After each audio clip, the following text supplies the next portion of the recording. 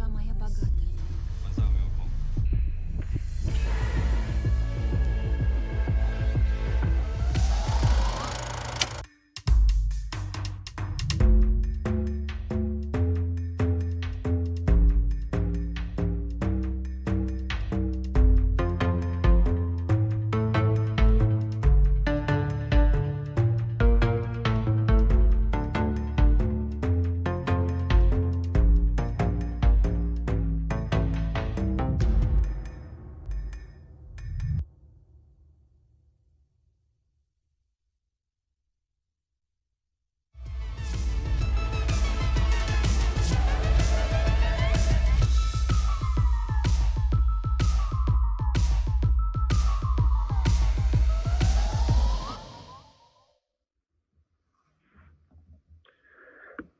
Buenas noches a todas y todos, a toda la gente que nos mira. Bienvenidos a esta clase magistral llamada Transitar la Soledad. Muchas gracias por sintonizarnos y por habernos acompañado hasta aquí a través de la aventura virtual que ha sido esta edición de FICUNAM.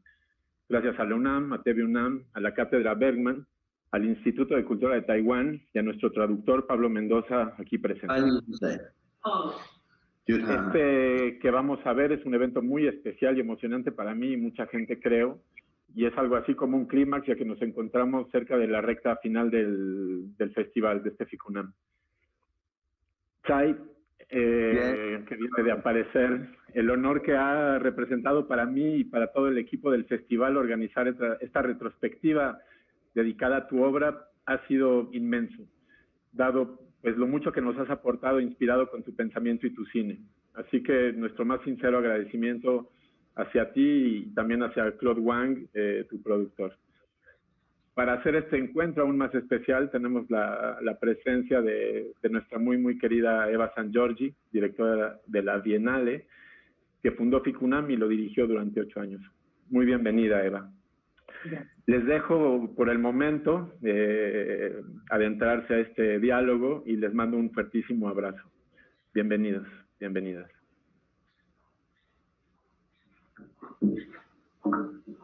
Muchas gracias. Yo también les mando un saludo. Buenas tardes a todos y a todas. Y buenos días al maestro Tsai Ming-Liang. Es un honor también para mí poder moderar esta conversación con uno de los grandes maestros del cine y con una larga y variada cinematografía. El cine de Tsai Ming-Liang atraviesa varias décadas y llegando hasta hoy y con lo más contemporáneo y para mí lo más esencial del cine. Su cine es anticonvencional, tendremos la oportunidad de platicar. Quería solamente una gran bienvenida a un realizador que considero que además de ser muy humanista, de hablar de la condición humana, también ha sabido hablar del medio de su transformación, o sea, del cine. Y bueno, me parece además muy poético que estamos aquí en condición de presencia, distancia virtual, sin podernos encontrar, pero dialogando, y que esa conversación se verifique en Taipei en la mañana, en México, en su jueves en la tarde, y yo estoy en Viena, entonces son las 2 de la madrugada, y me parece, bueno, extremadamente poético. Estamos al mismo tiempo, pero en momentos muy diferentes, incluso en días diferentes, y eso es, bueno, un buen auspicio para empezar una conversación con un realizador que seguramente a través de su cine habla del tiempo. Y bueno, me perdonarán si tomo un poquito de té de vez en cuando. Voy a entrar con las preguntas. Mi intención es hablar lo menos posible después de esa introducción, que me perdonarán, porque evidentemente tendremos la traducción consecutiva y entonces mis palabras también necesitan el tiempo de la traducción, y lo más interesante es evidentemente escuchar al maestro Tsai Ming-Liang. Pueden hacer preguntas a través del chat, le explicarán también a través de las redes sociales. Vayan preparando y luego leeremos sus preguntas para dialogar con el maestro Tsai Ming-Liang. Bienvenidos a todos. ¿Podemos traducir, Eva? Sí. Para que entienda el profesor. Ok. 大家下午好，蔡明良老师早上好，很荣幸能够与一位伟大的电影大师进行对话。蔡老师有着经验丰富、形式多样的电影技术，他见证并参与了我们数十年的电影历史。在此过程中，他的电影融会贯通，他带着对电影的热爱，创造了一部部优秀的影片，并不断探索新的形式、新的格式，在无尽的探索中表现出无限可能。这便是制片人以及艺术家的工作之一。尽管无法当面交谈，但我们跨越空间上的距离，在线上相会。这种对话将3个天南海北的地方相连，穿越维也纳，来到台北和墨西哥。我们在同一个时间经历不同的早晚，分别迎接着夕阳与朝阳，这是极富有诗意的一件事。您们知道，如果我们这里也是白天，台北和墨西哥之间没有时差，那么这种诗意也将不复存在。但是现在我们在墨西哥的星期四下午和台北的第2天星期五上午，穿过维也纳的深夜汇合，与蔡导演交流，这是很美好也很应景的体验。因为蔡明良老师本身也是一位关注在影片中展示时光变迁的导演。另外，您们在周4晚上提出的问题将得到解答，但这样的解答其实来自周5早晨的蔡明良导演。这也是很有趣的一件事，在我们被媒体加速的时代中，这是一件极为浪漫的事情。受条件所限，我们将把时间留给之后的交流讨论，尽量缩减需要连续翻译的问题时间。翻译员孟多老师将负责本场活动的翻译，我也在此向他表达感谢。我将把时间留给蔡明良老师，因为大家显然更关心他的发言。请原谅我耽误的时间，下面我们把时间留给蔡老师。好的，老师，我们就开始。谢谢您。Podemos empezar con la sesión de preguntas y respuestas. Gracias. Bueno, maestro. Empezamos hablando un poco del tiempo. Mirando a su extraordinaria trayectoria, el conjunto de películas, ¿qué consideraciones, pensamientos surgen? En particular, me parece encontrar continuidad entre algunos de sus títulos. Hay algunas situaciones que se evocan, como por ejemplo en El Río, The River, de 1997, la condición del protagonista en Lizzie Díaz, la película del 2020, pero muchas más cosas que sugieren una continuidad. 蔡老师，第一个问题是，就这个节目的第一个主题是关于你的影片的，时间观。你的有些作品有连续性吗？比如说在河流和日子里面，是否2部影片寻找李康生的一个治疗的一个过程吗？是的，是，大家好我这边是早上我其实把今天的对谈以为是明天，所以我睡过头了所以我现在感觉我好像还在梦里面，好像还在做梦的感觉不好意思，你先翻这个好不好？Muchas gracias a todos. Es un honor para mí poder estar en este programa del FICUNAM aquí en Taipei. Hace poco que me acabo de despertar y la sensación en este momento es como si estuviera soñando todavía. Gracias.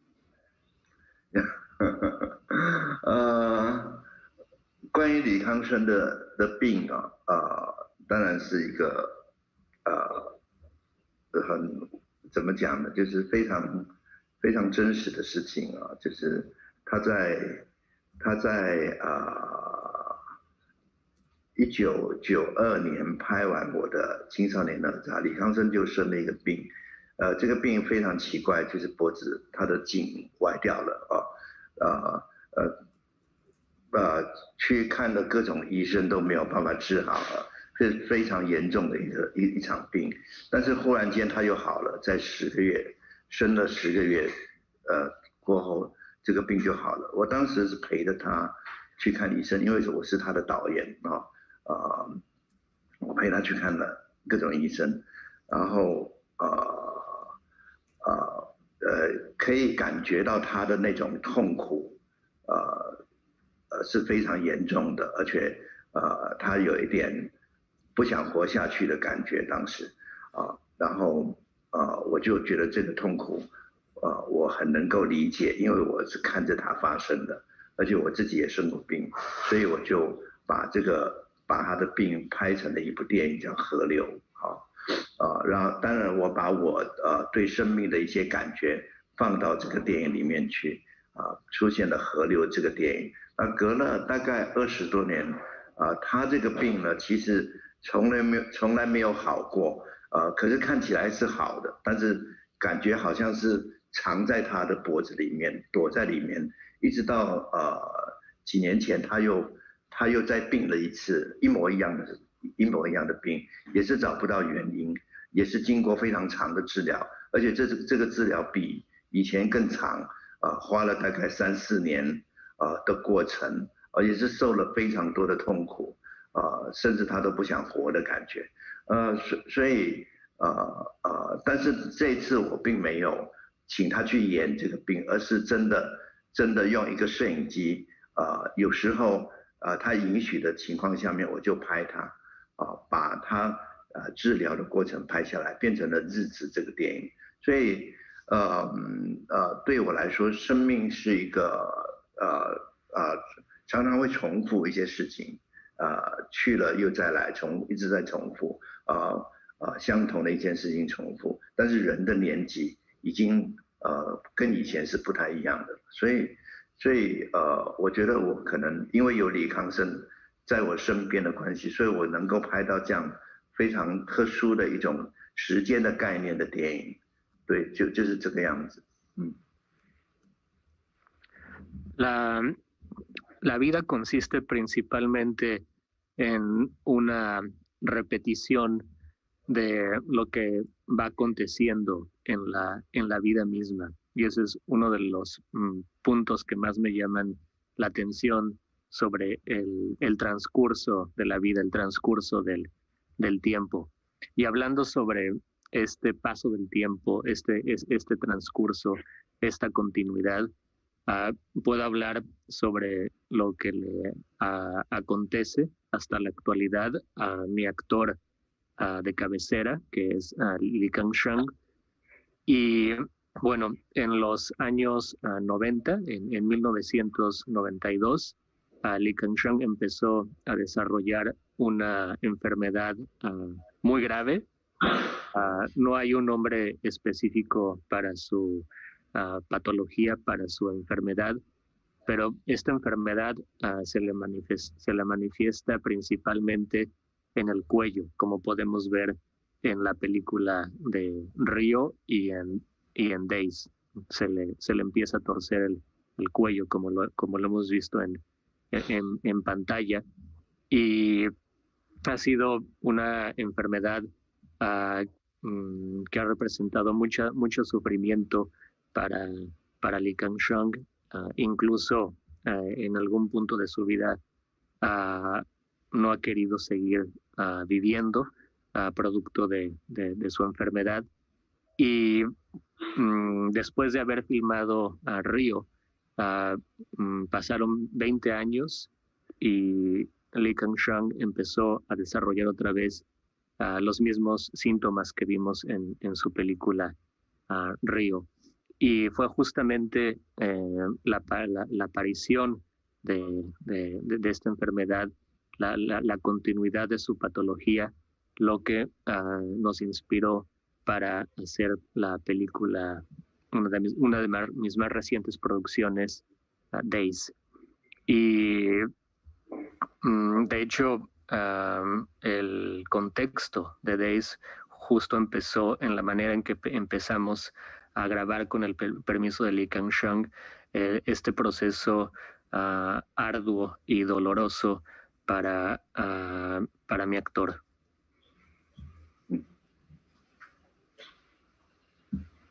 Y quisiera hablar de de la atención y del amor para las expresiones,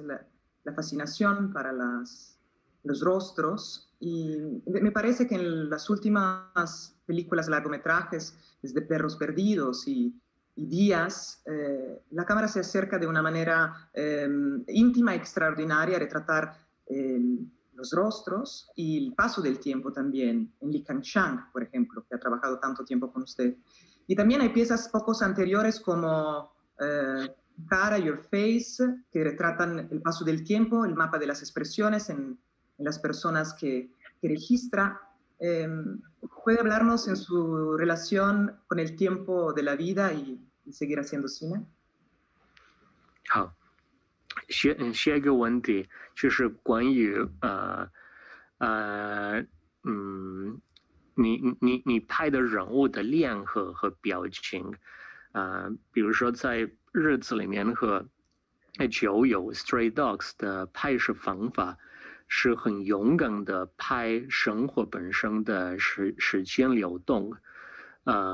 或者人物的表情。假如在你作品的脸假如在你作品的脸里头，在哪个作品里面，我就可以感觉到，在这个作品里面的镜头有着很独特的一个节奏，很多镜头有着6分钟左右的长度，能告诉我们您与生活的时光的关系吗？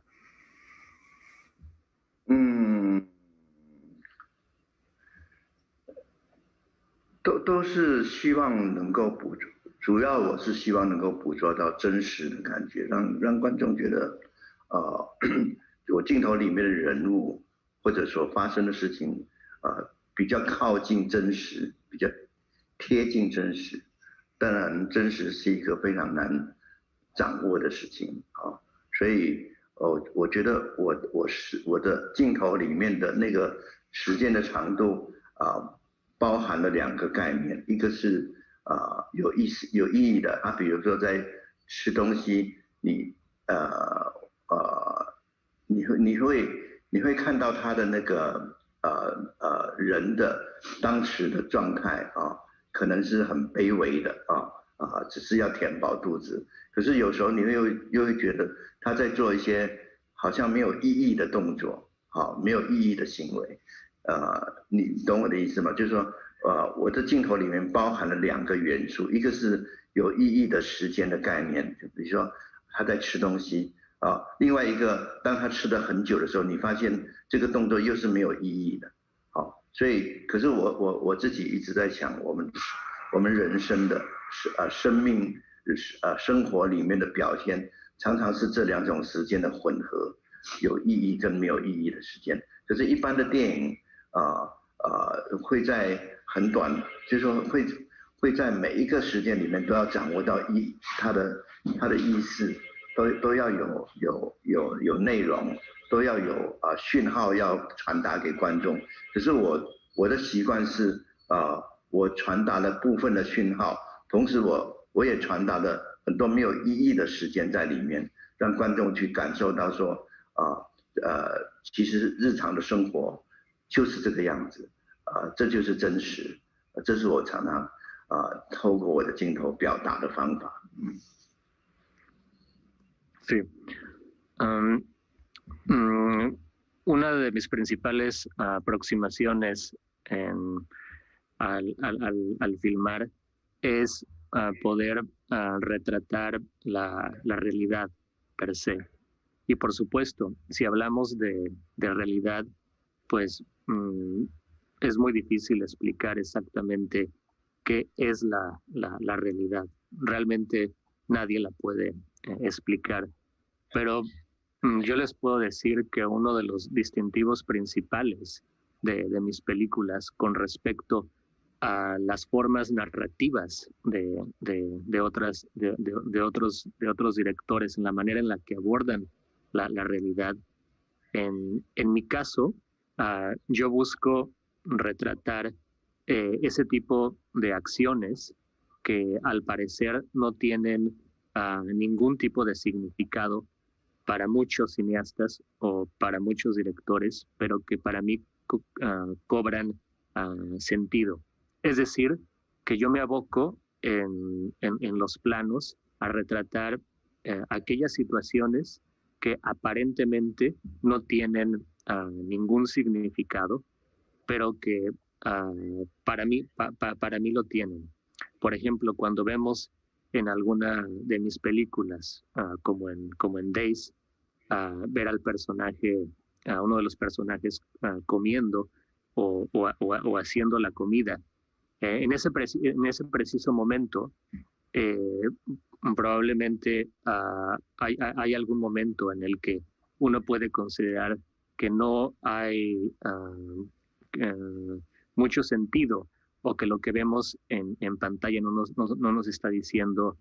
algo más allá de la acción de preparar o comer. Pero para mí es ese momento que aparentemente no tiene ningún significado para muchas personas, lo tiene. Y ese es para mí el principal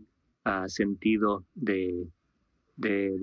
mi aproximación cinematográfica. Es decir, que por un lado sí le doy importancia a la evolución narrativa de los hechos, ¿no?, que per se tienen una carga de significado muy importante para la narrativa per se, pero también le doy igual importancia a todo aquello que no consideramos realmente importante. Entonces, esa es mi búsqueda, poder plasmar en mis películas tanto la parte narrativa que uno va concibiendo sobre hacia dónde nos está llevando todas estas acciones, y esa parte que para muchos directores es ignorada, es decir, lo que aparentemente no tiene un cauce, pero para mí sí lo tiene. Gracias. Entonces, en relación a eso, ¿cómo escribe usted sus películas, sus guiones? Sus películas no son realmente construidas alrededor de un desarrollo narrativo fuerte. ¿Qué encontramos en los guiones de las películas de Simon Liang？ 老师，你刚才给我们讲过是蛮有意义，所以对我来讲，你的叙事方式不是说有一个传统的一个叙事方式，所以你可以给我们讲你怎么能开始构思你的一部影片，或者你怎么开始写一个剧本？谢谢。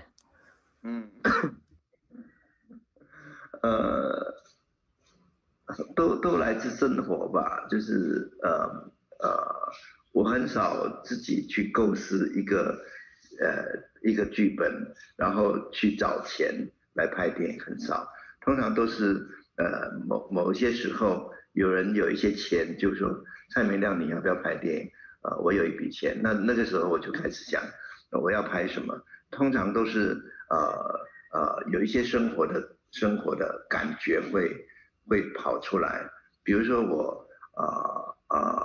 怎么讲？我的第一部电影青少年哪吒Goodbye Dragon， 不是Neon of Neon God 那个电影因为我认识李康生，他是一个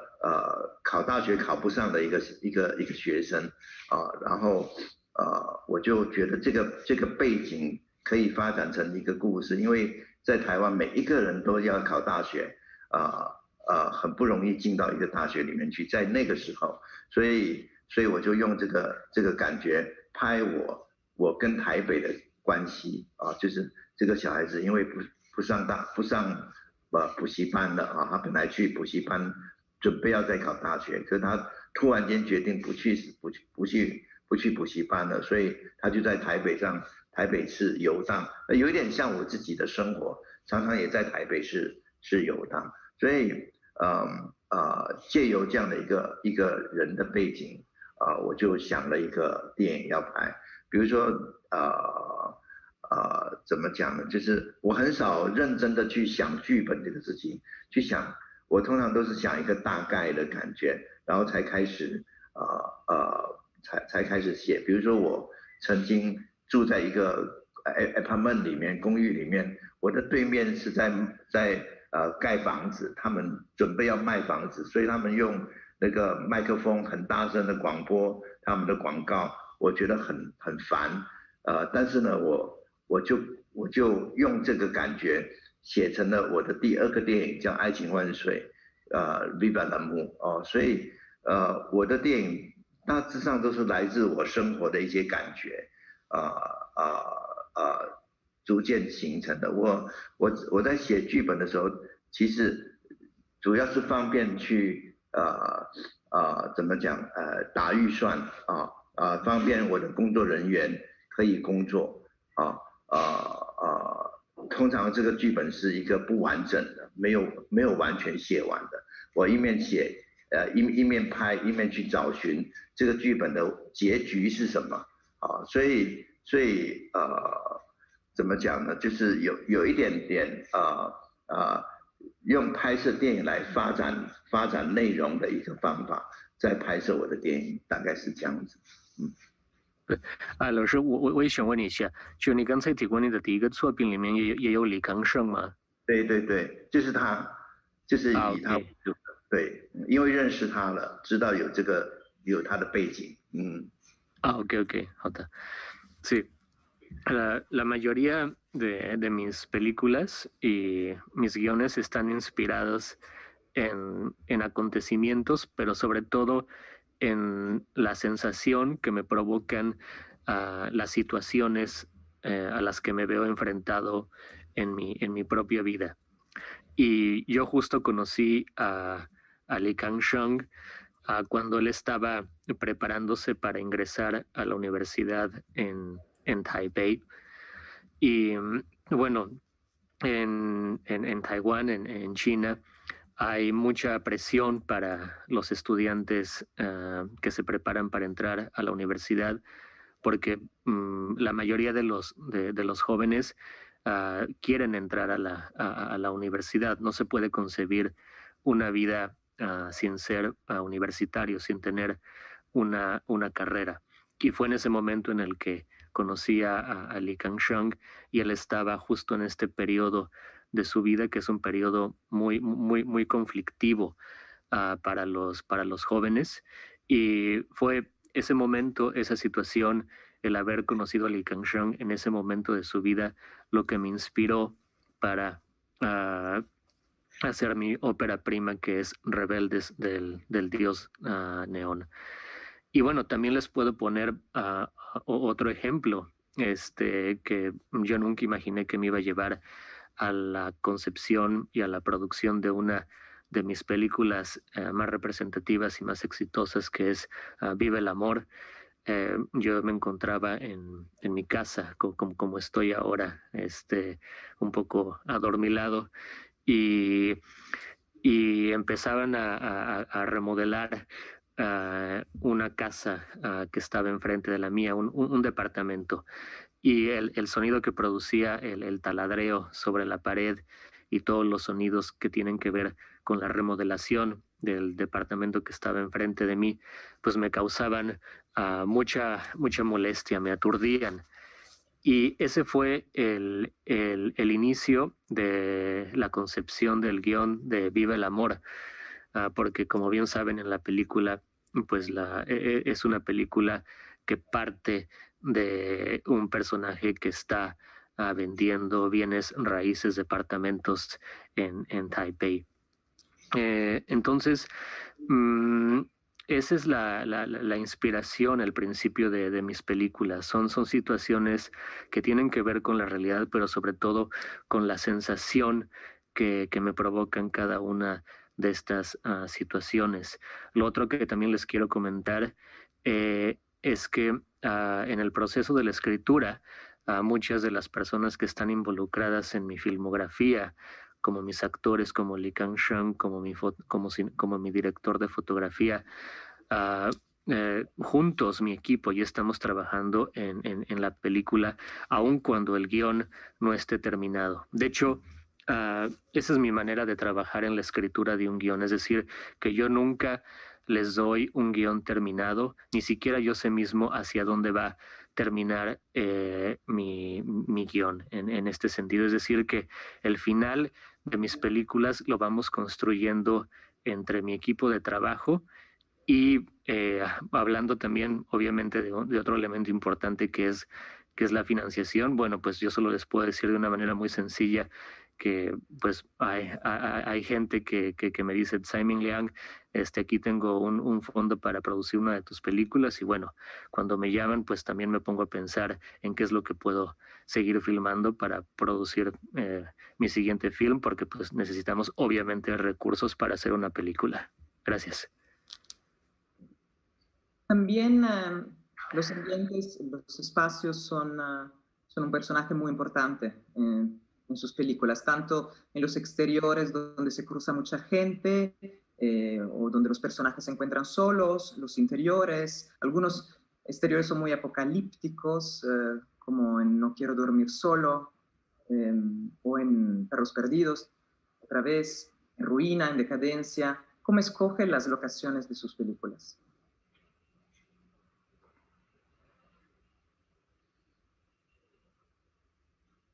老师，下一个问题是关于你影片的空间，关于你作品的创造环境的重要性，我们就可以看得到，你会很重视你的每一个影片的内景、外景，还有每个空间的很多细节，就是你对你的影片的美术是挺有讲究的，而且有些空间带来我们一个就像一个世界末日的一个感觉，就好像你对那些比较落后的空间蛮有兴趣。在你作品里面会拍不一样的空间、地区、国家，比如说在台北、泰国、巴黎什么的，你对这些空间有什么感觉？有什么解读？以及你怎么会选择你要用的场地？谢谢。我的电影基本上剧情的表现都不是透过对话或者怎么讲，就是很清楚的表现的演员的角色的情绪的都没有太清楚的在处理这些东西，所以我必须要依赖很多空间来反映我的角色的心情，让观众感觉到这样的一个表达，这样你懂我的意思所以我自己特别的重视我的演员在什么地方出现特别重视那个场地通常这些场地都是我自己生活过的，或者我经过的，我知道的，我看过的所以这些场地都在我的生活中会出现的甚至国外的，包括在巴黎我住过巴黎一段时间我可能不是我去拍巴黎，我可能不是拍巴黎铁塔不是拍那些游客去的地方，而是拍我常常经过的地方所以跟巴黎人是一样的所以或者我拍泰国我看到的那个泰国的观众看到我的泰国也是跟泰国人看到的泰国是一样的而不是游客去的那个地方，所以我找这些场地没有太困难，因为它就在我的生活里面那我在拍的时候我特别在乎怎么样拍出这个空间的气氛出来，所以我可能花很多时间去看这些场地，等我决定要拍的时候我会去看他们希望把演员放在什么位置上面，希望是什么样的光线，什么样的时间，来呈现这个场地的一个气氛，大概是这样子。所以我自己就像主持人说的，我是一个非常在乎这个演出的背景的一个导演。我觉得这些背景能够说出非常多的话出来他们也是一个角色的也等于是一个角色的意思一样。Sí. Al respecto, menciono dos aspectos importantes para mí sobre el espacio. Primero que nada, muchos de los espacios que vemos en mi filmografía son espacios que he visitado, que conozco muy bien, que sé que voy a utilizar en mis películas, y son espacios que tienen un amplio significado para mí. Y por otro lado, ¿por qué le doy tanta importancia a los espacios? Hablando de la carga dramática de mis películas, pues la razón es porque los espacios nos ayudan también a poder sacar lo que lleva un personaje dentro, ¿no? Es decir, que a veces no es suficiente lo que quiere expresar un personaje partiendo de él o de ella misma, ¿no? Entonces, el espacio es un complemento igual de importante para mis personajes para poder expresar lo que yo busco en mis películas. Y hablando sobre el conocimiento que tengo de estos espacios, pues son espacios que son que tienen una carga emocional para mí, y que evidentemente no estoy interesado en los espacios convencionales. Por ejemplo, si hablamos de algunas de mis películas que están filmadas en París, ¿no? Como ¿Qué hora es allá? O si hablamos de Days, que está filmada en Tailandia, evidentemente yo no escojo ningún tipo de lugar turístico.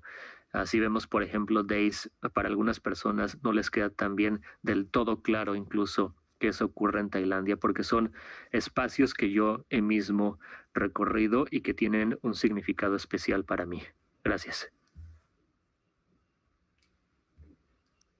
Hay cualidades pictóricas, diría, en la composición de los colores, de los cuadros, y usted tiene una relación muy cercana con la pintura. ¿Cómo trabaja la estética? ¿Sigue pintando? ¿Tiene una relación su ser cineasta con el hecho que también se ha acercado a la pintura? 老师，你怎么开始构思一部作品，就从画面和镜头的角度来构思你的影片？因为我就能感觉到你的作品有一个特别强烈的一个美学的追求，就有些镜头就像就像一幅画一样，就像上次你给我们解释关于釜山的画面，有点像有画那个感觉，所以你可以给我们解释你对这些景别镜头的构思，跟你对自己美学的追求吗？谢谢。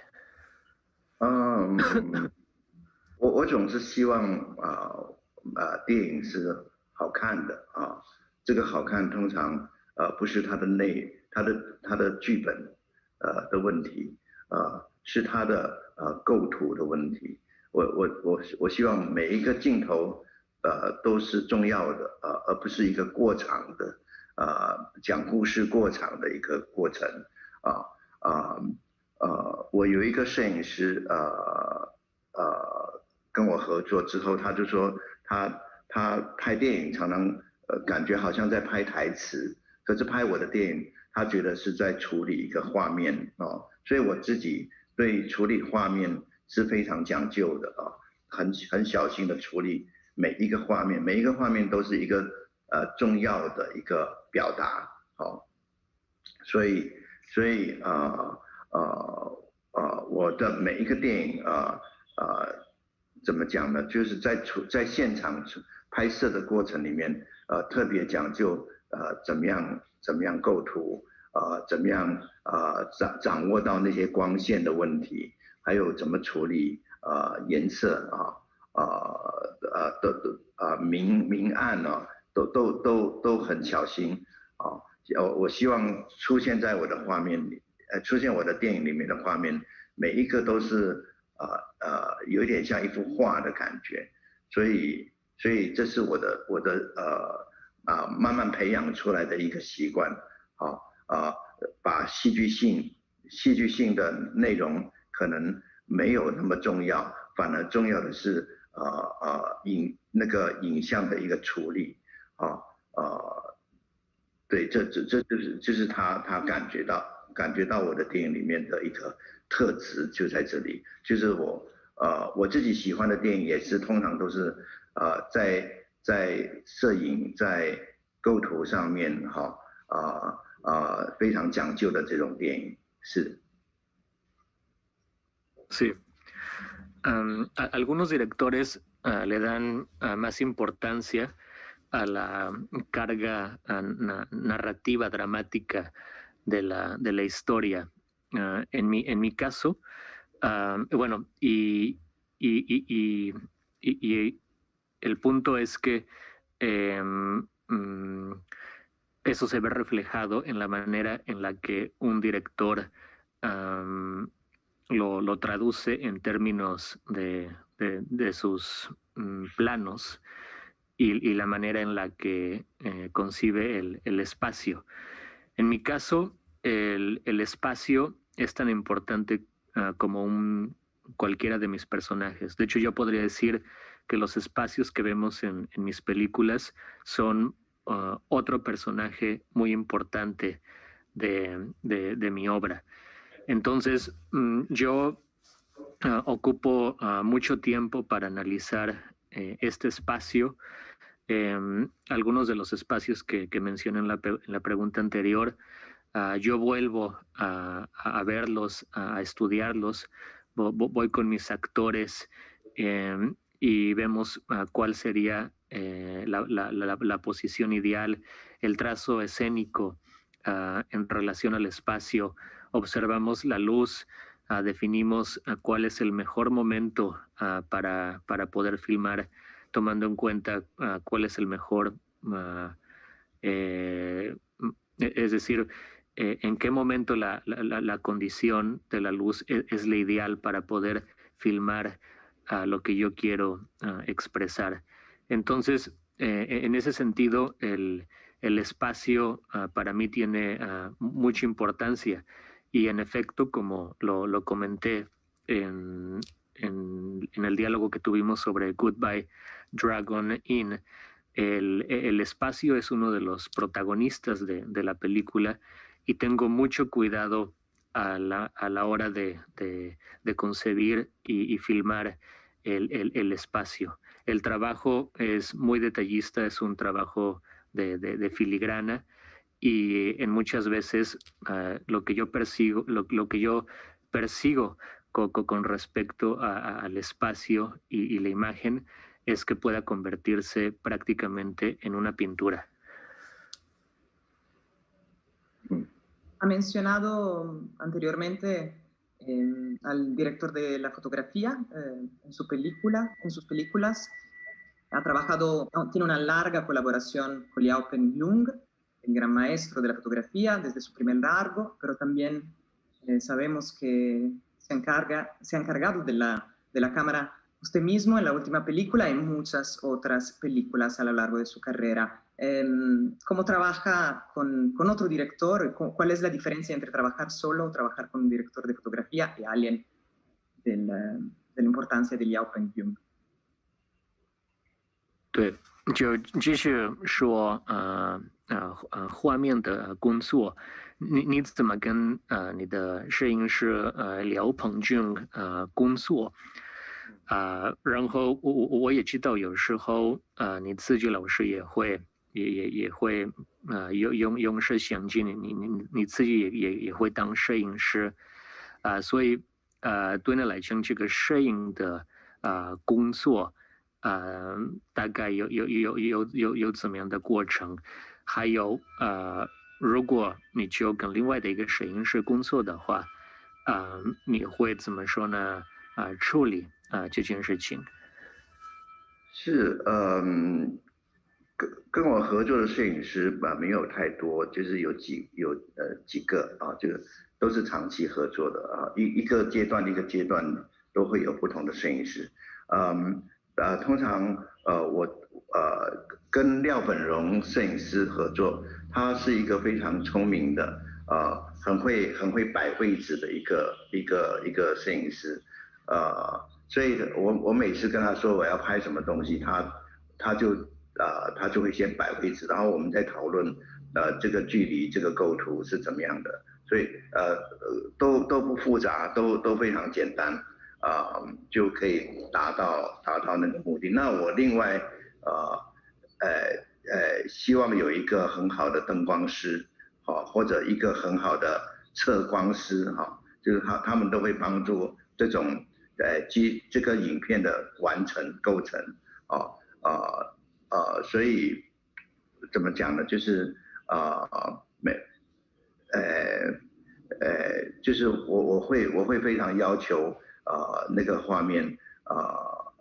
的美感的一个美学的一个呈现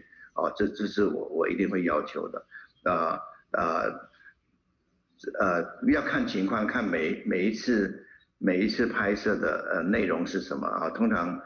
我的摄影师都可以帮我很大的忙，我自己本身很少自己拿镜头，我没有信心，通常都是依赖摄影师来帮助我掌握到好的画面的然后关于你自己本身也会拍吗？就是我比较少，我很少除非逼不得已没有摄影师的时候我会自己拍，但是我没有信心，我需要有一个好的摄影师跟我在一起。Sí, de hecho, yo he filmado la mayor parte de mi obra con mi fotógrafo de cabecera, que es Liao Pongjung, que como Li Kangsheng es una persona con quien llevo una estrecha relación y colaboración de hace mucho tiempo. Y tanto él como los actores que han estado en toda mi filmografía, él entiende perfectamente hacia dónde vamos en cada producción. Es una persona muy detallista, entiende muy bien en qué momento tiene que estar la cámara posicionada y la búsqueda con él siempre es que la imagen, que cada plano sea lo más estético posible. Yo realmente he colaborado con muy pocos fotógrafos, más bien todo mi trabajo lo he hecho con Liao Pongjung. Y en cuanto a la siguiente pregunta, cuando yo he operado cámara o he intentado ser a mi propio director de fotografía, más bien yo lo he hecho con un fin documental para registrar algunas de las imágenes que me provocan ciertos sentimientos o como para hablar del proceso de la enfermedad de mi actor. Y realmente yo tengo muy poca confianza en mí como fotógrafo. Yo no me considero fotógrafo y más bien todo el trabajo que realizo en cuanto a la fotografía se refiere, pues es con mi director de fotografía que ha estado con nosotros desde prácticamente el inicio de nuestras producciones. El sonido es también sumamente importante. Haya diálogos, no haya diálogos, el sonido del ambiente también es protagónico y hay escenas en particular que me parecen reveladoras, poderosas, y donde parece que la atmósfera casi se vacíe. ¿Puede contarnos un poco cómo trabaja el sonido? ¿Cómo trabaja el sonido en función la construcción dramática。对，下一个问题是关于你作品的声音的重要性，因为我们也能感觉到在你的影片里面，这个声音也蛮重要，会尝试一个很特殊的、很独特的一个环境，所以你对声音的流程和目标到底是从哪个方向你就来进行你对这个声音的构思？是我很我的声音的处理通常都比较夸张一点就是以现场收到的声音再去做处理的为什么？因为我的画面、我的镜头里面的人物的人呢，通常都是一个人独处的他就是一个人在，所以当一个人的时候，我觉得他对声音比较敏感所以我是用这种心理的概念来处理我的声音，所以每一个声音都会被放大一点点比较夸张一点点去制造，因为我的影片也没有放背景音乐，没有音乐完全是靠现场的声音，比如说马路的声音、车声或者是城市的声音或者是一个大楼里面的声音，所以基本上都根据这个角色的心理来思考所以声音会变得很大，有时候连呼吸声都可以听到的所以声音是在我的处理上，它是帮助观众让观众多一点点感觉加给观众一点点提起他继续观看下去的一个气氛使到他不会觉得我的电影因为没有人在讲话，所以有那么安静。它其实是我的电影并不是安静的电影，反正它有时候会有一点噪音是我觉得可以维持观众被刺激的感觉，刺激观众往下再看的感觉，大概是这样子。所以基本上我在处理声音都是比一般人再夸张一点点再强烈一点点所以我的每一个电影通常都会被注意到声音的突出这样子Podría decir que el sonido de mis películas es un poco amplificado, más un poco exagerado, más de la cuenta,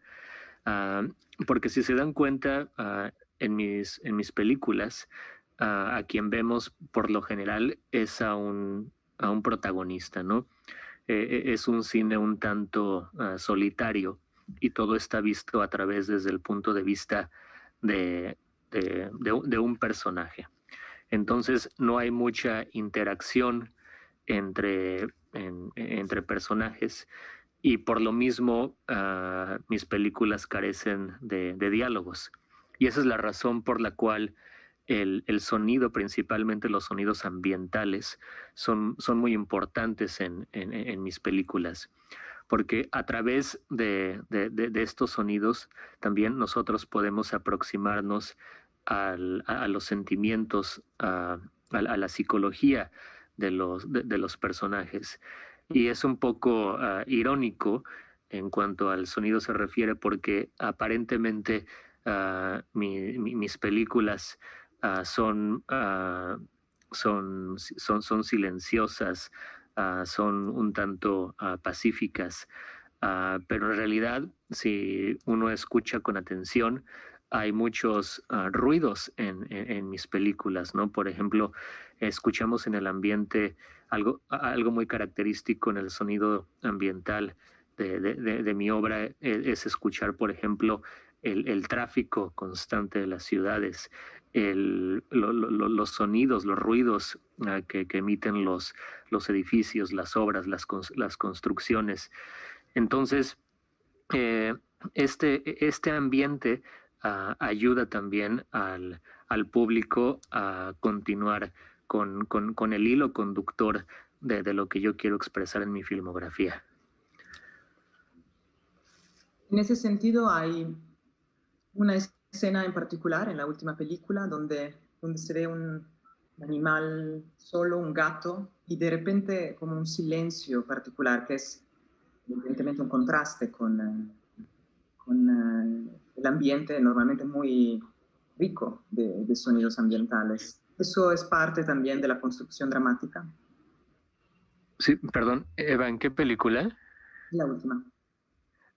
OK， in days。老师，对，在你的最后一部作品里面，应该是在日子里面，我们就好像是在你影片的影片的结尾，我们就看到一群猫，然后也造成了一个很独特的一个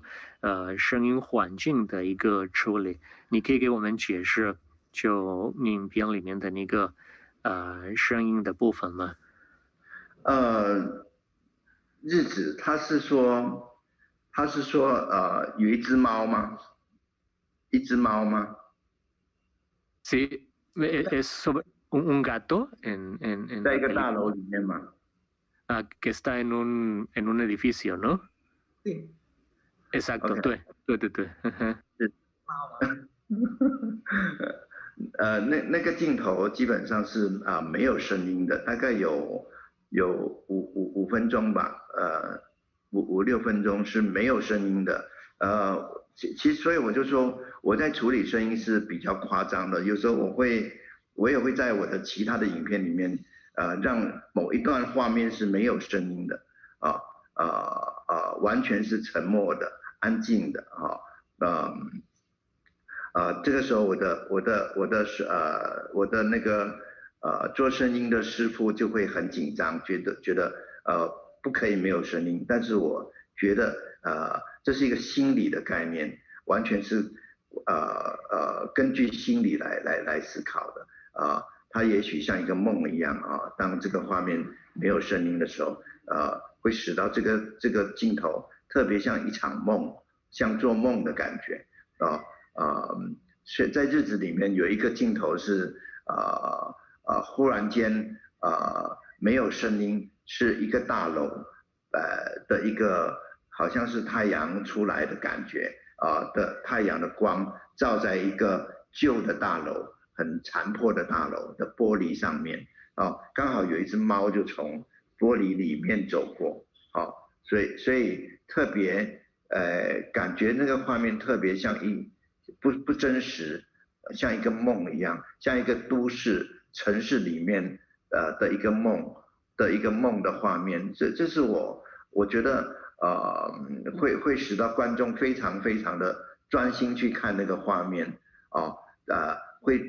会使观众注意到，因为那只猫不是太明显的，因为它在很远的地方，所以观众因为没有声音，他反而会很集中的看这个画面，就看到猫在走过所以我自己很喜欢那个镜头，有一点像是这个都市忽然间睡觉了在做一个梦的感觉En efecto, esa escena en particular prácticamente no tiene sonido y a mí justo me gusta generar un contraste entre escenas que tienen un sonido muy amplificado y escenas que prácticamente no cuentan con un sonido ambiental, que están prácticamente en silencio total. Y incluso pongo muy nervioso a veces a mi sonidista cuando ve que alguna secuencia en particular está resuelta de esa manera, es decir, que prácticamente no cuenta con ningún sonido. y evidentemente tiene una razón para mí, que es que yo pienso que parte de la realidad también está dotada de muchos momentos en los que la realidad parece una ensoñación, parecería que todo es producto de un sueño. Y esa escena en particular de la que tú hablas, a mí me gusta mucho porque a pesar de que es un edificio, que es algo que podríamos nosotros ver en cualquier parte, pero la manera en la que está filmada y la manera en la que aparece el gato, y que de hecho fue una casualidad su aparición en el cuadro, y la manera en la que decidí en cómo resolver el ambiente del sonido, es decir, prácticamente en silencio, pues habla de un momento de ensoñación, y que también es un reflejo de la psicología, del sentir de mi protagonista, o en este caso en Days, de los dos protagonistas. Gracias. Me gustan mucho los gatos. En Adiós Dragonín, su película del 2003, en un cine que está por cerrar, se muestra a pocos espectadores, un clásico del cine taiwanés, Dragonín, y bueno, la cultura del cine ha cambiado enormemente en las últimas décadas y usted la ha sabido acompañar. ¿Cree que esos cambios la han también inspirado a explorar otros formatos, otras formas y también otros espacios de exhibiciones para sus obras? 对，上次我们提到补上的影片老师，现在的电影，尤其是影院的概念有一个很大的变化，尤其是现在我们面对疫情时期，你觉得从你自己的个人的角度嘞，电影的未来会怎么样？还有你自己会探索不一样的元素吗？因为这个电影本身一直在变化，所以你怎么看这个现象？我觉得现在的电影因为有一个你们怎么说串流平台，有一个像 Netflix 这样的一个或者 HBO 这样的一些电视台，他们也播放电影他们会因为在这个平台上，在电视上播放电影而制造电影，他们会用这个概念，所以甚至会制造很长的电影影集的概念所以电影跟电视逐渐的就没有太大的分别故事片、剧情片还是非常流行，会变得非常流行，因为大家习惯看这样的电影，所以电影的发展可能maybe 在市场上是非常好的越来越多人使用这种观看的方式在看影片那可是在电影本身可能就电影的艺术性可能会越来越困难，越来越难发展，很少人会去留意这一块这个部分我自己觉得说电影的发展是跟播放的平台是有很直接的关系的当电影院大的电影院越来越少的时候，可能大家对影像的概念就会变小，变成有一点在那个屏幕上，电脑的屏幕上或者是电视机上去思考电影，可能在创作上是不是太好的一种发展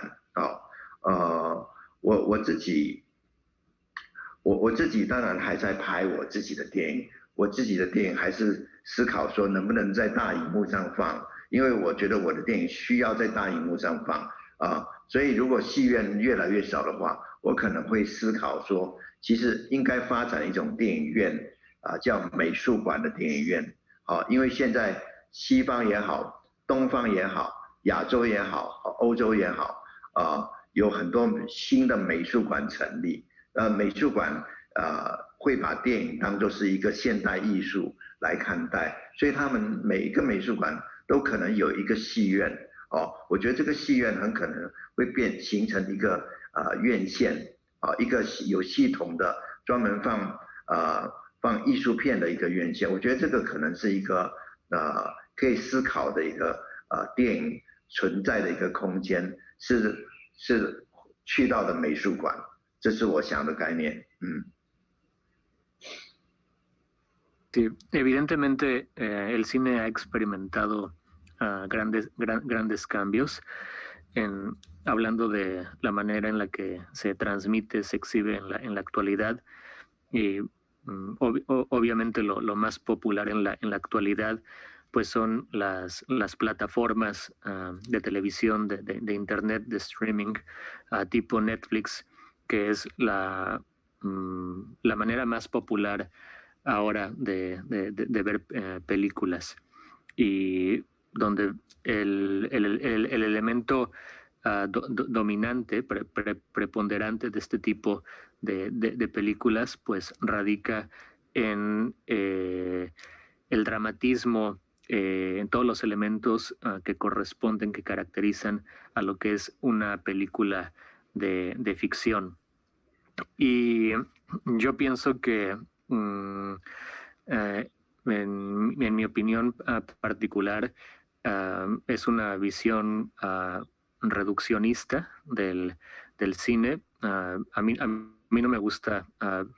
ver o que se transmitan sus películas en pantallas pequeñas como en una televisión o en un celular, porque yo más bien concibo mis películas para verse en el cine. Y al mismo tiempo estoy consciente que este concepto de ir al cine, sobre todo en este momento, y más si hablamos de la pandemia, pues es cada vez más escaso el fenómeno cinematográfico que conocíamos hace algunos años. Han desaparecido la mayoría de los cines que vimos en Goodbye Dragon Inn de miles de butacas. Y yo lo que veo ahora con la manera en la que nosotros como directores que tenemos una búsqueda artística, que queremos ver proyectadas nuestras películas en pantalla grande, es que la nueva tendencia es que la mayoría de estas obras encuentran un nuevo espacio en las galerías o en los museos de arte. Si se dan cuenta, este tipo de películas ha encontrado un espacio justo en este tipo de galerías, y al cine en este tipo de espacios se le ve justo como una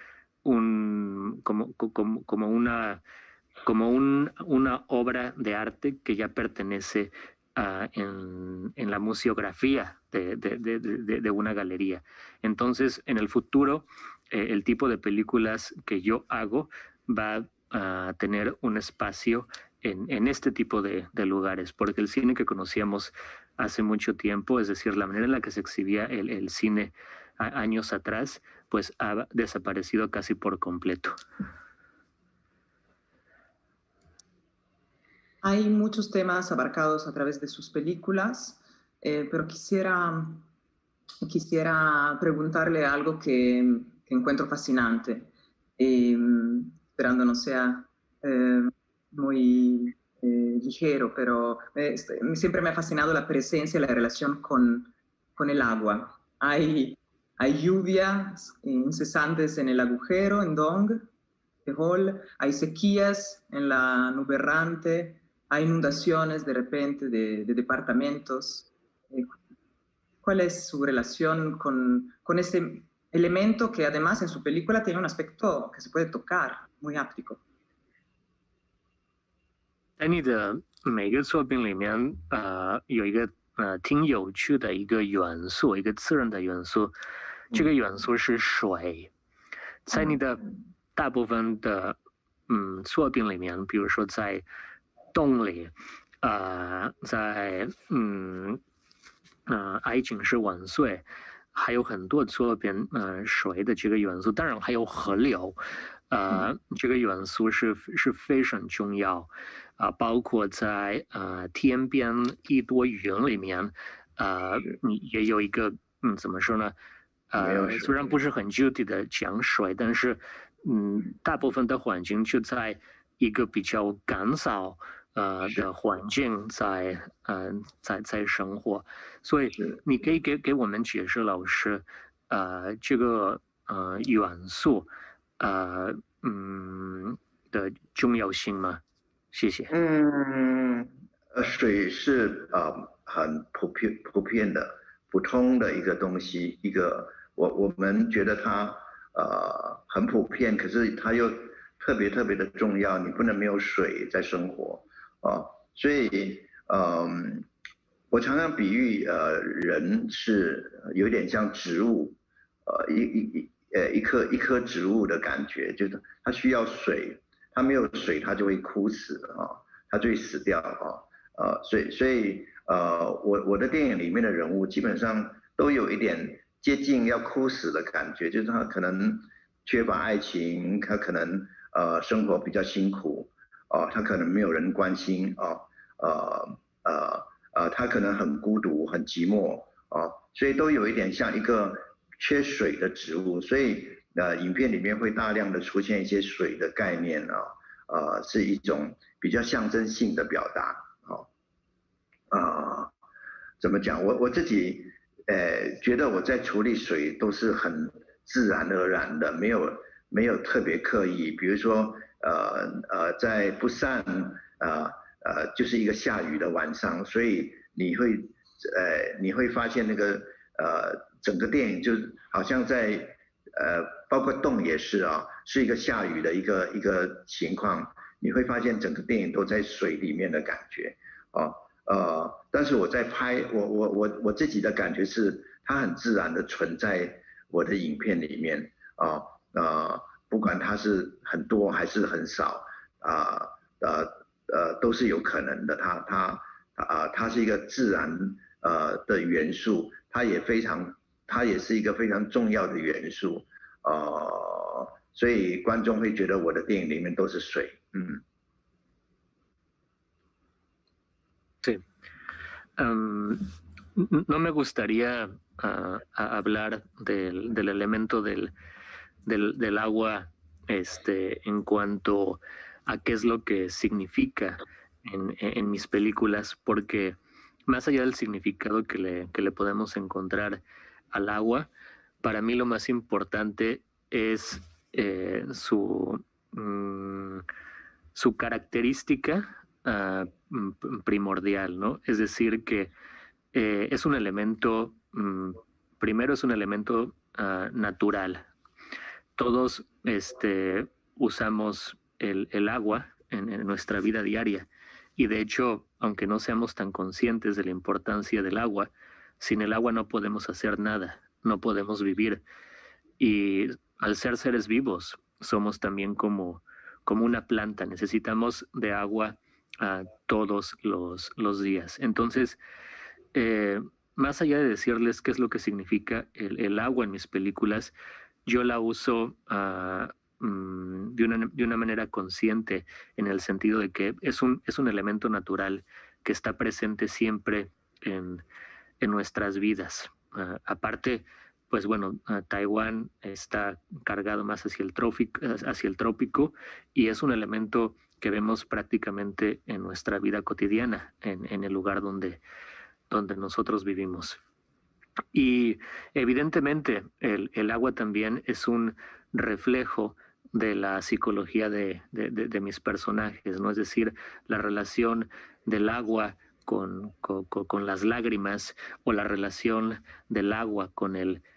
deseo principalmente de los personajes. Eso es lo que tengo que decir al respecto sobre este elemento tan importante en mis películas, que de hecho lo es. Gracias.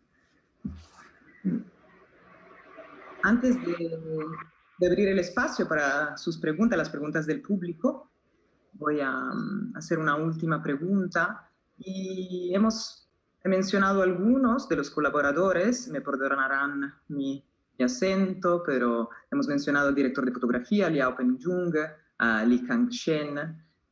pero hay muchos otros colaboradores que encontramos frecuentemente en las películas de Tsai Ming-liang. Entre los actores, por ejemplo, Miao Tien, Lu Jialing, normalmente juegan el rol de padre y madre de Xiao Keng, que es el nombre que del personaje de Li en muchas películas. Y también hay grandes colaboradores con actrices como Yang Kuei-miei. Es como una gran familia que acompaña esta historia de cine. ¿Puede hablarnos un poco de la colaboración con ellos? 老师，我最后一个问题，因为接下来我们会跟观众有一个交流。我觉得你的电影里面也像一个大家庭一样，就是说你特别怎么说呢？关注你的每一个演员的关系，因为他们好像一直在陪伴着你的作品，比如说刘奕君。陈天琪当然李康生不用说了，还有苗天，还有还有杨贵美，对，所以你怎么把这个家庭有怎么样的概念？就是说所谓你怎么把电影就变成你的一个很重要的一个家庭？我首先谢谢这位记者把我的演员都叫出来了，那是很不容易的，因为但是这些演员的确是在在我的这30年的创作里面，他们都不停的出现重复。那事实上，我觉得这是一个我的电影跟一般的商业片不太一样。一般商业片是大众的非常大众化的，就是他们需要不同的明星、不同的演员不同的角色所以他们不会固定的去用一个演员。长期的用可是我的电影是非常私密的，是我比较个人的创作，是属于我很私人的一种有点像写日记的概念我描述的是一个家庭的虽然好像没有什么关联，每个电影都是独立的，但是呢，其实是又有关联，时间性的关联空间感的关联比如说李康生的家在青少年哪吒里面出现的那个房子也是重复的出现在河流，在你那边几点都会重复的出现，或者是有一条鱼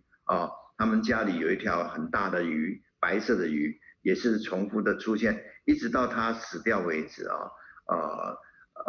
演员也是这个概念，就是其实都是我在描写生活的一种方法就是生活你的每一个人的生活其实都是有限制的就是在那个空间里面，就是在那个时间里面，所以他们遇到的人，他们相处的接近的人都差不多是一样的，所以我有这个概念，所以久而久之我的作品变成是一部作品的感觉不是有10部作品，10部作品可能最后感觉像是一个电影的感觉，像是李康生从年轻一直到比较老了苗天可能从活着一直拍到他去世为止大概都不知道。我觉得我因为这样子，我跟我的演员有很深的感情的关系所以我每次到每一个阶段，我都想继续再拍他们我没有想要去拍别的东西或者别的人，我就是只想拍他们，希望我可以多拍一点他们可能我怎么讲呢？我下一部电影很可能还是再继续用这些演员，大概是这样子。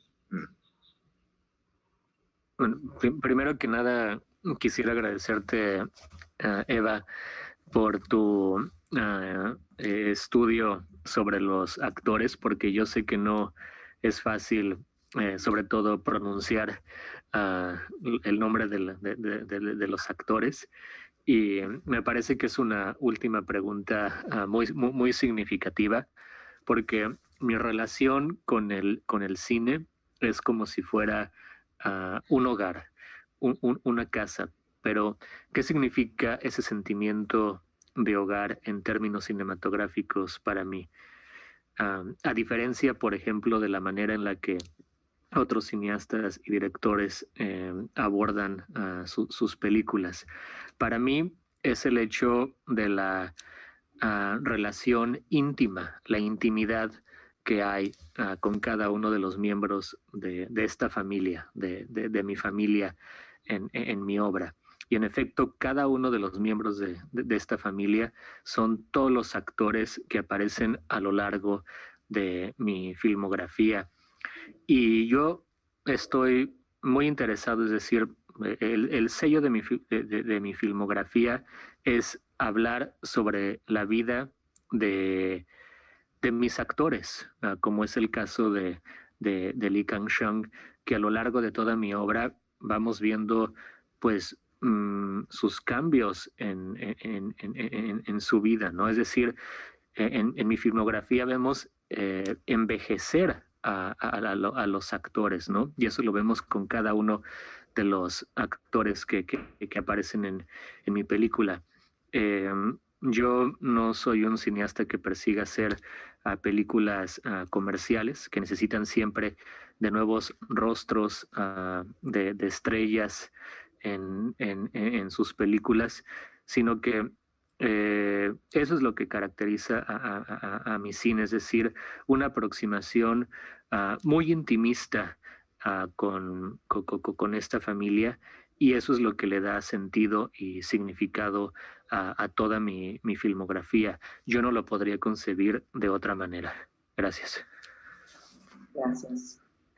Entonces es el momento de sus preguntas. Voy a leer algunas. Alguien pregunta a alguien que no firma. Acuérdense de mandar su nombre, es lindo. Y la pregunta es la siguiente. Si trabaja el guión de manera libre y va encontrando el final conforme avanza el film, ¿cómo hace para desarrollar la parte de musical, como por ejemplo en La Nube Errante? 如果您的电影剧本在创作时没有确定电影的结局，那么您怎样设计这部电影的声音的进展呢？还有电影的音乐感，尤其是在那个天边多云。对。是什么意思？天边多云，然后呢？对，老师，如果你没有一个完整的一个剧本的话，你怎么会怎么说呢？继续构思你的影片到结尾。OK， 是，一面拍一面找感觉，我几乎每一个电影都是这样子，就是可能剧本写了一个剧本，这个剧本感觉它不完整，因为不太知道停在哪里不知道结局是什么，但是呢，我会一面拍一面感觉到那个结局，每一次都很自然而然就走到那个地方，比如说那个郊游好了，我是在找景的时候，找 location 的时候，去找那些废墟，然后有一天就在废墟里面发现一幅画结果这个电影的结局就停在这个画的前面，这样懂我的意思吗？比如说河流我们找李康生跟苗天他们父子2个要住的旅馆，找旅馆，他们去看医生，要住在一个别的城市里面的一个旅馆，就要找到那个旅馆，打开那个窗口，那个窗口有一个正在盖的房子，我就觉得那个结局就应该停在这个地方，你知道每一次都是用这个方式，剧本很可能永远发展到2/3就停下来了，然后不太知道那个结局是什么。我每一次都是用这个方式，先顺着次序再拍，从头拍了，然后同时还在找空间，还在找布景，还在找 location， 所以很自然而然的镜头那个画面就会停在那个最后我看到的那个景的前面，大概都是这个方式吧。还有一个问题，老师，就是关于电影邀请那个天边多云的音乐，对，你怎么会想就你电影里面的音乐？天边多云我就希望发展成是一个比较不太真实的荒谬的一个感觉，因为它是一个拍色情电影的一个内容，演员去演拍摄色情电影的那个内容，那我希望这个里面的内容是比较夸张的所以我自己就想说它可以出现音乐的场面来表达这些演员的心理的活动。你懂我意思吗？比如说通常都是情感的发生，比如说他们怎么讲，就是一些情感的转折，我就会用音乐来表现，就出现了那些老歌，这些老歌都是我非常喜欢的，平常我在听的，大概是30-40年前的那些老的唱片或者老的电影的音乐，我就用它们来，因为这些音乐都很有热情，很好听，怎么讲，很热闹所以我就把这些东西放到用来表达人物的内心的世界的一种表现。Sí. Yo podría decir que cuando empiezo a concebir un guión y empiezo a escribir, al momento en el que decido que empezamos a filmar, lo que tengo en términos de porcentaje del guión es apenas una cuarta parte de lo que será la película a lo largo de la filmación. ¿Y cómo es que encontramos la evolución de la historia hasta llegar al final? Pues eso lo vamos buscando de la mano de mis actores, de mis colaboradores, y también a través de los espacios que van recorriendo los personajes. Vamos descubriendo elementos plásticos en algunas de las locaciones que también nos hablan sobre la historia, y así es como el guión, la historia va adoptando una forma hasta llegar al final. Esa es mi manera de trabajar en cuanto a la historia se refiere, es decir, que nunca filmo con un guión predeterminado, ni mucho menos terminado. Parte del proceso creativo es ir desarrollando la historia junto con mis colaboradores. Y en cuanto a la película de la nube errante, y hablando de la música que aparece en la película, que de hecho gran parte de mi filmografía cuenta con elementos de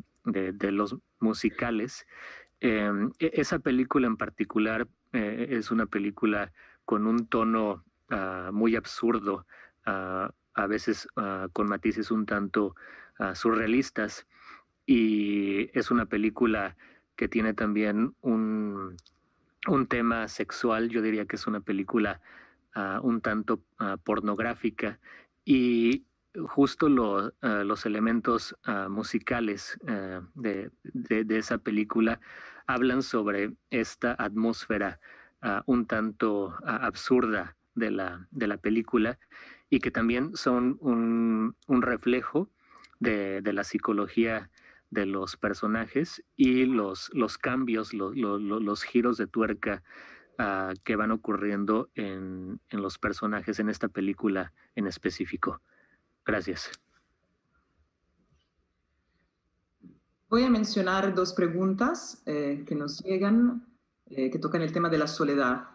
Frida Fernanda nos pregunta, dentro de Días, Risi, las secuencias sobre la cotidianidad de la vida son algo que permiten ver la transitoriedad de la soledad, que solo se rompe a partir de un encuentro fugaz en la película, y del cual solo quedan impresiones en objetos, como la cajita musical. La necesidad de encontrarse con el otro en esta búsqueda de abandonar la soledad, cree que se deba en parte al alejamiento que ha provocado el modelo social neoliberal en el que vivimos. Y si no es mucho, Pablo, le juntaría también en la de Emilio Martínez Frausto, que pregunta, considerando que la soledad y el deseo del otro han sido algunos de los temas centrales de su cine, también de otras películas entonces, ¿qué lectura hace del aislamiento al que nos ha obligado vivir la actual pandemia? 老师，我觉得你的影片里面的一个很重要的一个主题是关于人的孤独感，就好像你的人物在寻找他们想得到的东西或者得到的欲望，但是不管怎么样，他们还是很孤单的人物，而就我认为，在这个年代，就这个很强烈的消费概念的一个年代，就会把我们更孤独所以在你的影片里面，你怎么看这个孤独感？尤其是现在我们在面临疫情时期，怎么会影响人的这个孤独感？谢谢。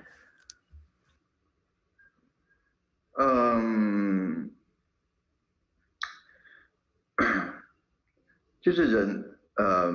怎么说呢？我每一个时期的电影处理的那个孤独感都不太一样，可能跟我的年龄有关系吧，怎么讲呢？就是年轻的时候有一种你不能被理解的那种情绪你人都会希望被了解，但是呢，总是觉得讲不清楚很多个人的内心的一些问题，你没有办法去跟别人讨论所以你会觉得你非常孤独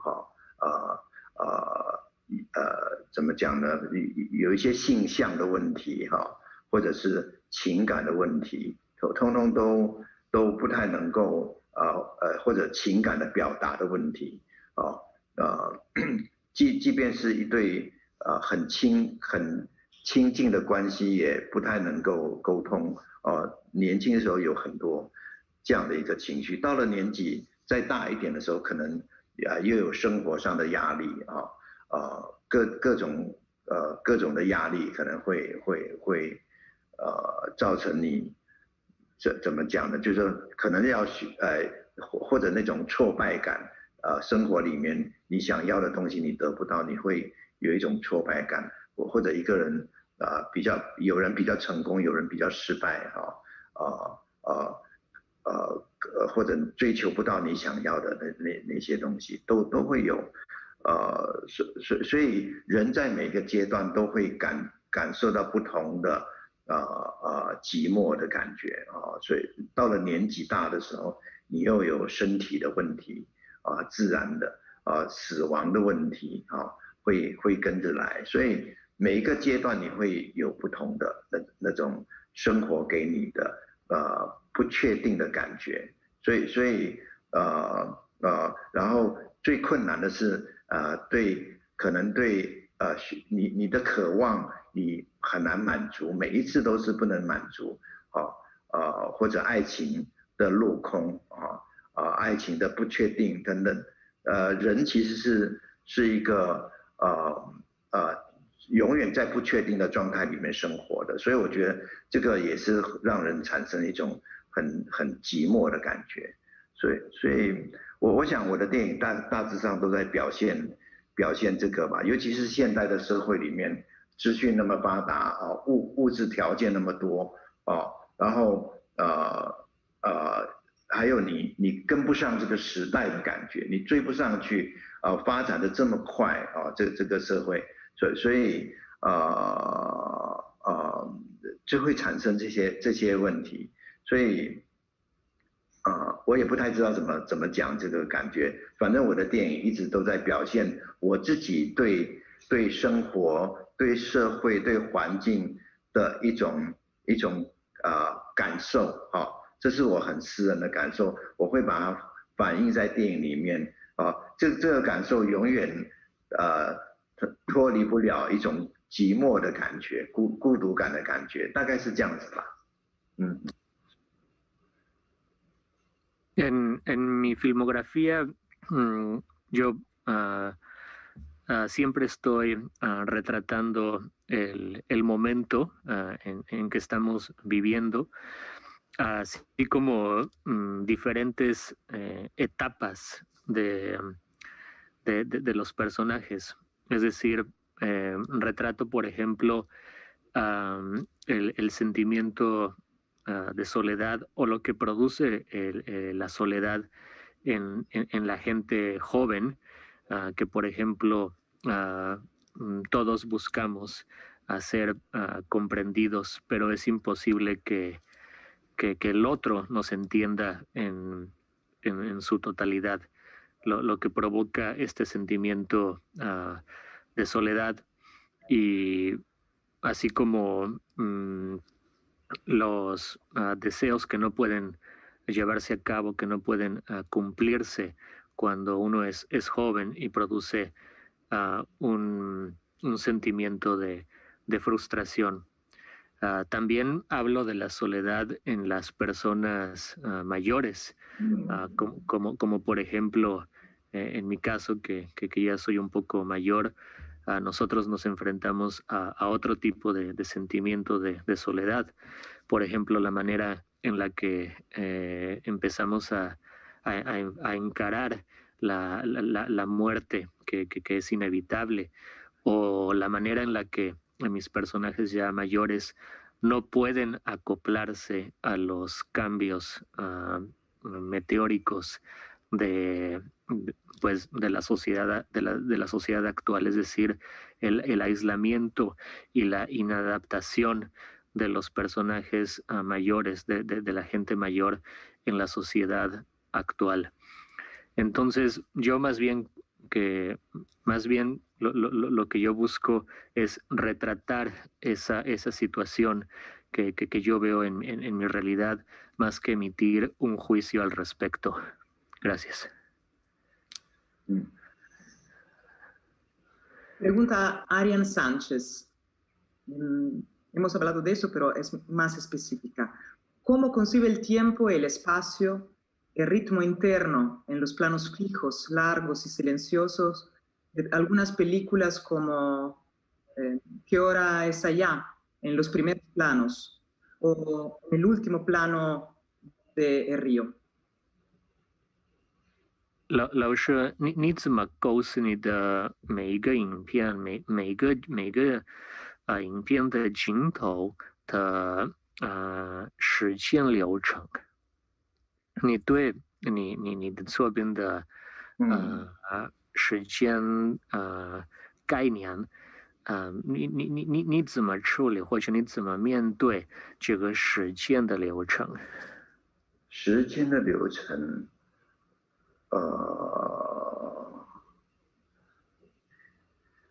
我不太知道怎么回答这个问题，还是一个结构的问题，就是一个影片的结构的问题，怎么讲呢？就是我不太知道怎么回答这个问题。我觉得我们还是在，我觉得我还是在想说，怎么样把这个感觉表达得清楚。当然影片它有一个时间在流动，它有一个时间在流动，这个流动的过程里面，可能那个主题就会跑出来，就是要讲的事情会越来越清楚，大概就是这样的一个思考吧。怎么样使到他讲的把这个意思表达清楚？比如说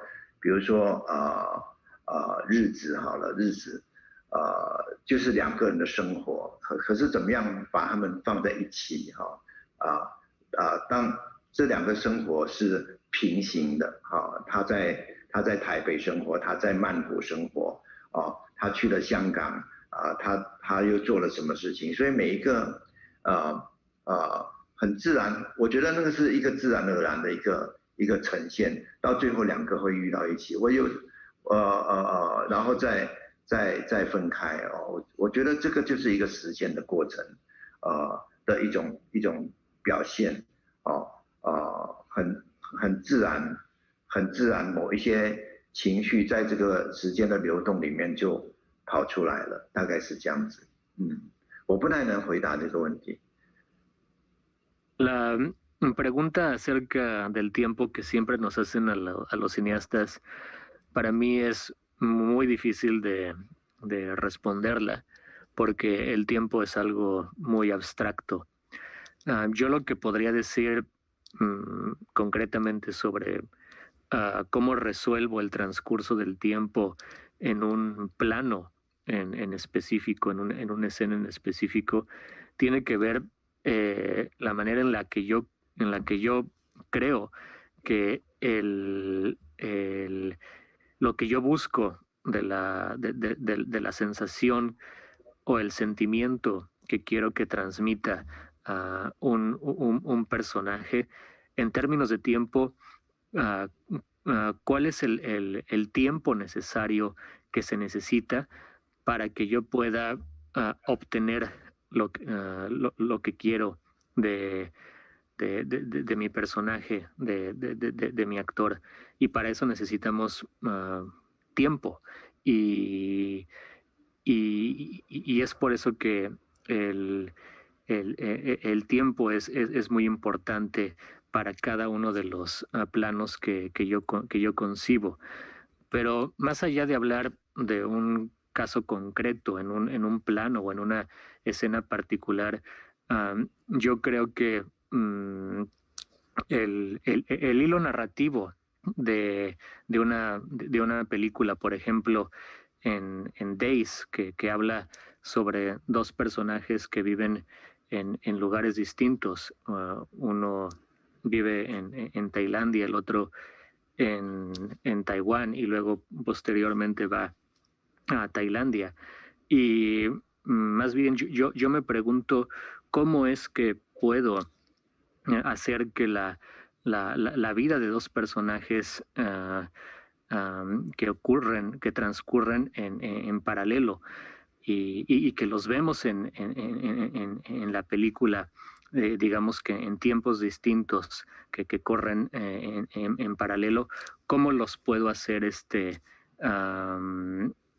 cómo los puedo vincular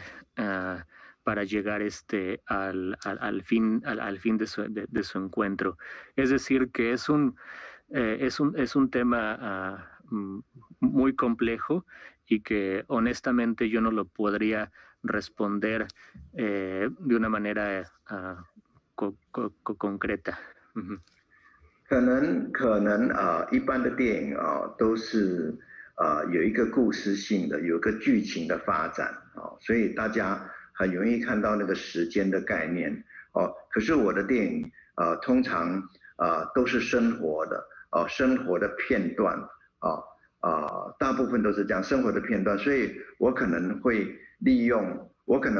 每一个单一的镜头，一个镜头来组织那个时间的感觉所以跟一般的用故事性的那个时间的流动是完全不同的。我的是，所以你看到我的电影基本上都是非常真实的感觉这个时间很可能5分钟这个时间可能是3分钟，这个时间可能是7分钟，它非常真实的存在这个时间的概念是很真实的存在的，所以它的结构跟剧情的结构是不一样的，所以看我的电影特别可以感觉到时间的存在和流动而不是听了一个故事的概念，所以我相信这位观众他问的问题大概是这样子，所以我可能必须要在这个时间的概念里面呈现真实的生活的一个样貌吧，大概是这样子。Sí, quisiera complementar con el hecho de que la estructura temporal de mis películas es muy distinta a la manera en que se estructura una película de narrativa de ficción convencional, porque está claro que si ustedes ven mis películas, yo retrato fragmentos de la vida, de la vida que está ocurriendo en ese momento. Entonces, mi manera de abordar el tiempo es muy distinta a la manera en la que se aborda el tiempo en una película de narrativa de ficción. 对，我再讲一次，我的时间的推进是非常慢的，跟真实的生活非常像，这样懂我的意思吗？所以你不太看得到那个故事的发展，它推得很慢，可是它其实是在变化中，那个变化是很细微的变化，很慢的，然后因为很慢，所以很真实，真实到有人家受不了，觉得为什么没有把故事告诉我？事实上，故事就藏在那个时间里面。En mis películas yo hablo de los cambios de la vida per se, y para eso se necesita de tiempo. Y esa es la razón por la que a lo mejor para algunos les puede resultar aburrido si lo comparamos con la manera en la que se aborda el tiempo en una película de una narrativa de ficción convencional. Pero para mí es muy importante hablar del cambio que se va viendo en la vida de los personajes. Para mí esa es una manera más realista de abordar en mis ficciones. Bueno, queremos agradecer a todos ustedes que han seguido esta conversación, sobre todo al maestro Tsai Ming-Liang. Ha sido un gran placer. Yo personalmente agradezco a todo FICUNAM y a Michel Lipkes, el director, y evidentemente a TV UNAM, que ha hecho posible esta conexión, a MUBI, a la Cátedra Berman y a la Oficina Cultural de Taipei. Bueno, nuevamente muchas gracias. FICUNAM es una edición muy especial y todavía sigue. Y bueno, les deseo una buena continuación y muchas gracias a los traductores. Bueno, gracias de mi parte. 今天的活动让我们受益匪浅，非常感谢蔡明亮老师。